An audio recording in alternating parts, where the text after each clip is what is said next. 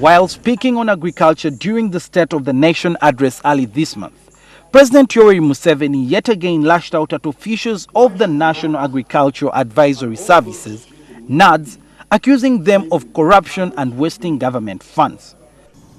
Spends most of the shillings 203 billion per year, which we give them each year, on salaries and seminars. The president then promised to review NAADS and also announced several reforms to fix the program, including bringing in the army. The way it had been scheduled.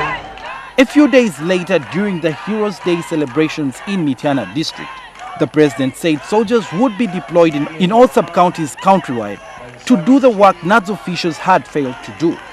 This has since stoked controversy with critics accusing the president of killing institutions and using the wrong approach to fix policy failures. In an exclusive interview with NTV, NAADS Executive Director Suhail Mugabi admits that the program has had challenges, making some people think that it has failed, yet it is not the case. He puts the blame elsewhere, saying that NAADS was just one of the 7 pillars on the plan for modernization of agriculture, which had research and technology development, agricultural education, access to rural finance, agro-processing and marketing, natural resource utilization, and physical infrastructure.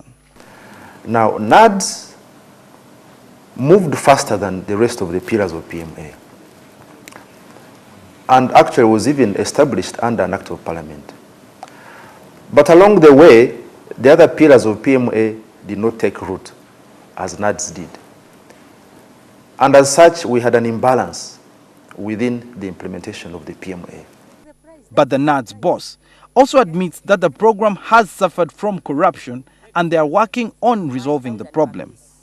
Because we have established what we call a governance and anti-corruption strategy under NAADS, under the phase 2 of NAADS.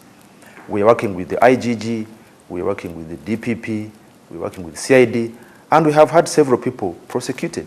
Dr. Magasi says he welcomes President Museveni's move to shift the focus of NAADS from providing advisory services to a more hands-on approach. A rural farmer in a patch would find it very difficult to get an improved variety of maize. A farmer in Kisoro would find it difficult to access an improved variety of potatoes.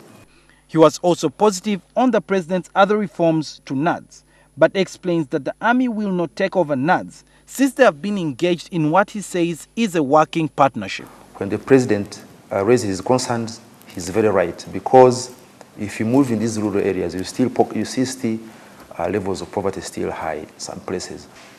Initially, we were working with them to support what we are now calling Operation Wealth Creation for the veterans. And you know, these are retired officers. For the many people living in the poor rural communities, the NAADS program had always been seen as a ray of hope. For now, there is no telling which direction it's going to take, now that the president is planning to bring in the army. Suhail Mugabi, NTV.